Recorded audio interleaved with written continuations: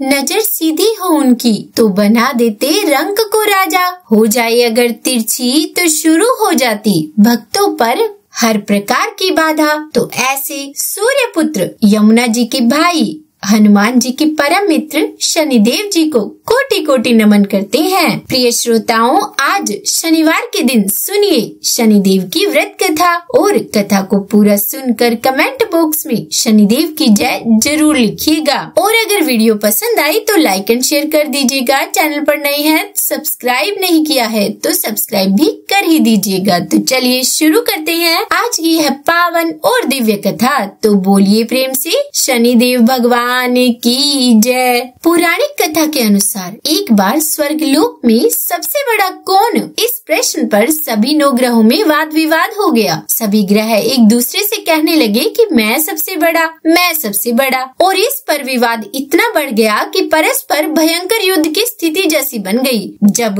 कोई हल न निकला तो सभी 9 ग्रहों के देवता देवराज इंद्र के पास जा पहुँचे और कहने लगे कि हे देवराज, अब तो आपको ही निर्णय करना होगा कि हम में से सबसे बड़ा कौन है। देवताओं के इस प्रश्न को सुनकर देवराज इंद्र भी उलझन में पड़ गए। तब देवराज इंद्र बोले कि हे नवग्रहों, आपके प्रश्न ने तो मुझे भी उलझन में डाल दिया है। मैं तो इस प्रश्न का उत्तर देने में असमर्थ हूँ, पर पृथ्वी पर राजा विक्रमादित्य इस प्रश्न का हल जरूर निकाल लेंगे। हम सभी पृथ्वी लोक में उज्जैनी नगरी में राजा विक्रमादित्य के पास चलते हैं। और इस प्रकार देवराज सहित सभी 9 ग्रहों के देवता उज्जैनी नगरी में जा पहुँचे। महल में पहुंचकर जब देवताओं ने उनसे अपना प्रश्न पूछा तब राजा विक्रमादित्य भी कुछ देर के लिए परेशान हो उठे, क्योंकि सभी देवतागण अपनी अपनी शक्तियों के कारण महान थे। सभी 9 ग्रहों में से किसी भी एक को छोटा या बड़ा कह देने से उनके क्रोध का शिकार होना पड़ सकता था। अचानक राजा विक्रमादित्य को एक उपाय सूझा। क्योंकि राजा विक्रमादित्य को न्याय के लिए जाना जाता था, इसीलिए उन्होंने न्याय करने के लिए विभिन्न धातुओं यानी कि स्वर्ण, रजत, कांसा, ताम्र, शीशा, रांगा, जस्ता, अब्रक और लोहे के 9 आसन बनवाए और धातुओं के गुणों के अनुसार सभी आसनों को एक दूसरे के पीछे रखवा कर उन्होंने सभी देवता गणों को अपने अपने सिंहासन पर बैठने के लिए कहा। अब देवताओं के बैठने के बाद राजा विक्रमादित्य ने कहा कि आपका निर्णय तो स्वयं ही हो गया। जो सबसे पहले सिंहासन पर विराजमान है वही सबसे बड़ा है।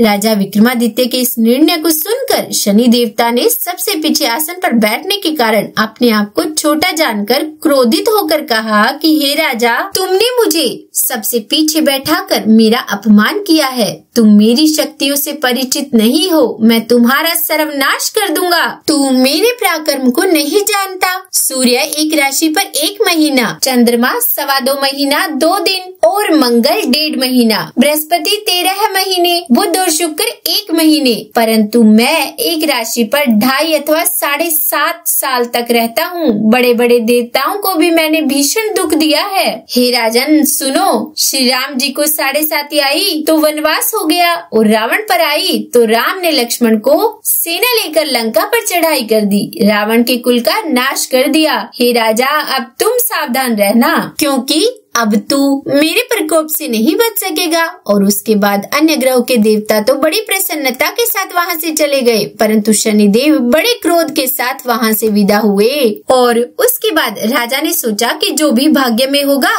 देखा जाएगा। और फिर वे पहले की तरह ही न्याय करते रहे। उनके राज्य में सभी स्त्री पुरुष बड़े आनंद से अपना जीवन यापन कर रहे थे। इस प्रकार कुछ दिन तो ऐसे ही सुकून से बीत गए, लेकिन उधर शनि देवता अभी तक अपने अपमान को नहीं भूल पाए थे। राजा विक्रमादित्य से बदला लेने के लिए एक दिन शनिदेव ने घोड़े के व्यापारी का रूप धारण किया और बहुत से घोड़ों के साथ उज्जैनी नगरी में जा पहुँचे। राजा विक्रमादित्य ने अपने राज्य में किसी घोड़े के व्यापारी के आने का समाचार सुना तो उन्होंने भी अपने अश्वपाल को कुछ घोड़े खरीदने के लिए भेज दिया। अब क्योंकि राजा को घोड़े पालने का भी शौक था, पर वहाँ घोड़े बहुत कीमती थे। अश्वपाल ने जब वापस लौटकर इस बारे में राजा विक्रमादित्य को बताया तो राजा ने स्वयं आकर एक सुंदर और शक्तिशाली घोड़े को पसंद कर लिया। घोड़े की चाल देखने के लिए राजा उस घोड़े पर सवार हुए तो वह घोड़ा बिजली की गति से दौड़ पड़ा और तेजी से दौड़ता हुआ घोड़ा राजा को दूर एक जंगल में ले गया और फिर वहाँ राजा को गिराकर जंगल में कहीं गायब हो गया। अब राजा अपने नगर को लौटने के लिए जंगल में ही भटकने लगा, लेकिन उन्हें लौटने का कोई रास्ता ही नहीं मिला। भटकते भटकते जंगल में इस प्रकार राजा को जोर से भूख और प्यास लगने लगी। काफी दूर भटकने के बाद आखिरकार राजा को एक चरवाहा मिला। राजा ने उससे पानी मांगा। पानी पीकर राजा ने उस चरवाहे को अपनी अंगूठी दे दी और फिर उससे रास्ता पूछकर वे जंगल से निकलकर पास ही के एक नगर में जा पहुँचे। अब राजा विक्रमादित्य ने एक सेठ की दुकान पर बैठकर कुछ देर तक तो आराम किया। उस सेठ से राजा ने बातचीत की। राजा के बारे में पूछा तो राजा ने बताया कि मैं उज्जैनी नगरी से आया हूँ। राजा के कुछ देर दुकान पर बैठने से अब सेठ जी को बहुत बिक्री हुई। सेठ जी ने राजा को बड़ा भाग्यवान समझा और सोचा कि इन्हीं के कारण आज मेरी दुकान में सबसे ज्यादा बिक्री हुई है। तो उन्होंने खुश होकर राजा को अपने घर भोजन के लिए आमंत्रित कर दिया और उन्हें अपने घर ले गए। सेठ के घर में सोने का एक हार खूंटी पर लटका हुआ था। राजा को उस कमरे में छोड़कर सेठ कुछ देर के लिए बाहर चला गया।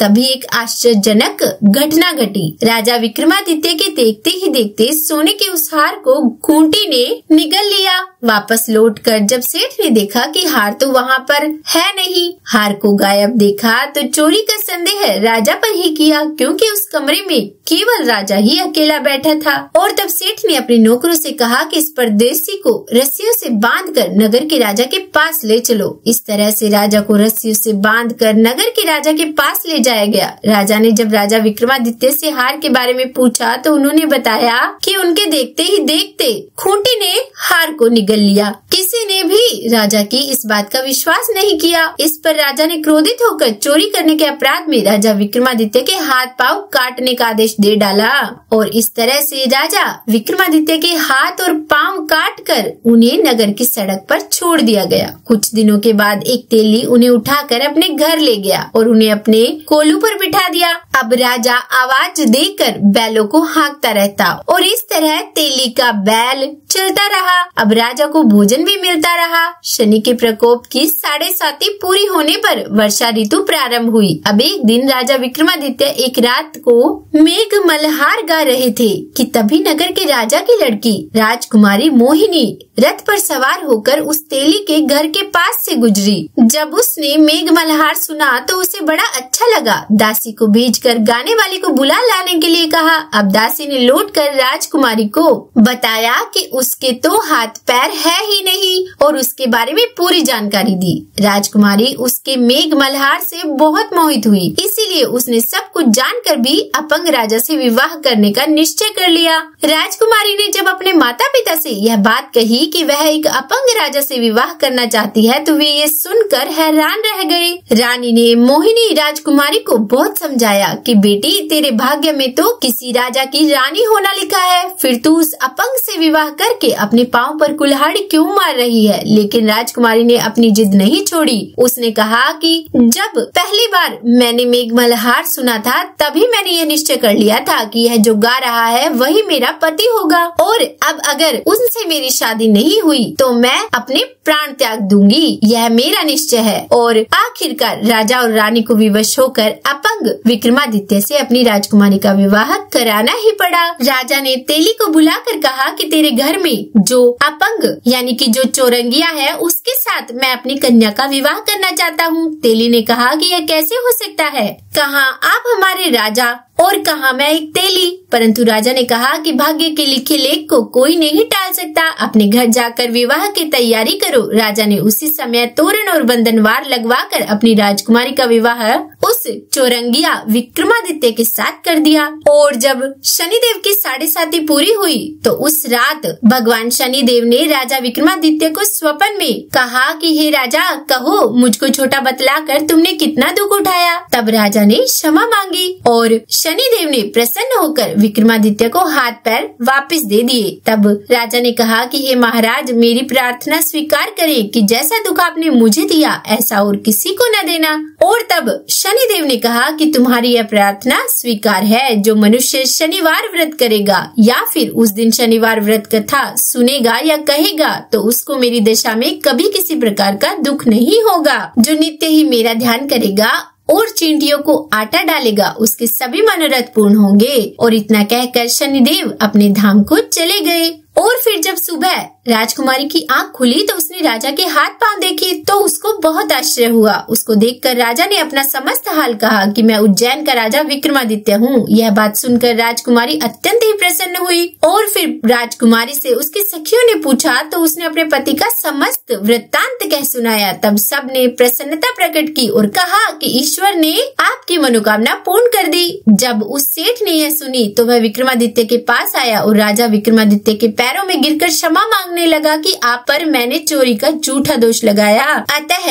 आप मुझको जो चाहे दंड दे। तब राजा ने कहा कि मुझ पर शनिदेव का कोप था, इसी कारण यह सब दुख मुझको प्राप्त हुआ, इसमें तुम्हारा कोई दोष नहीं। अब तुम अपने घर जाओ। तब सेठ बोला कि मुझे तभी शांति होगी जब आप मेरे घर चलकर प्रीतिपूर्वक भोजन करेंगे। तब राजा ने कहा कि ठीक है, जैसी आपकी मर्जी हो वैसा ही करो। और फिर सेठ ने अपने घर जाकर अनेक प्रकार के सुंदर भोजन बनवाए और राजा विक्रमादित्य को प्रीति भोज दिया। और फिर राजा को उसी कमरे में बैठाया। जिस समय राजा भोजन कर रहे थे एक अत्यंत आश्चर्य की बात सबको दिखाई दी। जो खूंटी पहले हार निगल गई थी वह अब हार उगल रही है। और जैसे ही राजा का भोजन समाप्त हुआ वैसे ही वह हार खूंटी से बाहर निकल आया। और उसके बाद सभी बहुत ही प्रसन्न हुए। सेठ ने हाथ जोड़कर बहुत सी मोहरे राजा को भेंट की और कहा कि मेरे श्री कंवर नामक एक कन्या है, उसका पाणी ग्रहण आप करें। उसके बाद सेठ ने अपनी कन्या का विवाह राजा के साथ कर दिया और बहुत सा दान और दहेज दिया।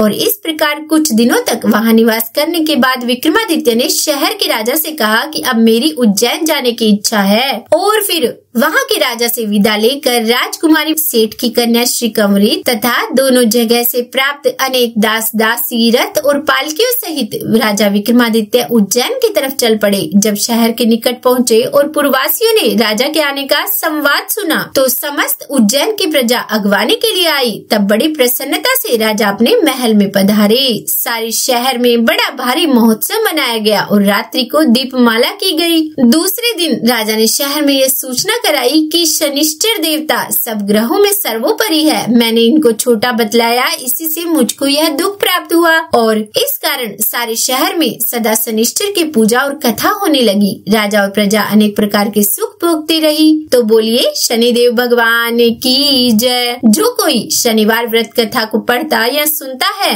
शनिदेव की कृपा से उसके सब दुख दूर हो जाते हैं। तो उम्मीद करती हूँ आज की ये कथा आपको पसंद आई होगी। अगर अच्छी लगी हो वीडियो तो लाइक एंड शेयर कीजिएगा और चैनल पर नए हैं सब्सक्राइब नहीं किया तो सब्सक्राइब भी कर ही दीजिएगा। और हाँ, कमेंट बॉक्स में जय शनिदेव जरूर लिखिएगा। तो बोलिए जय शनिदेव।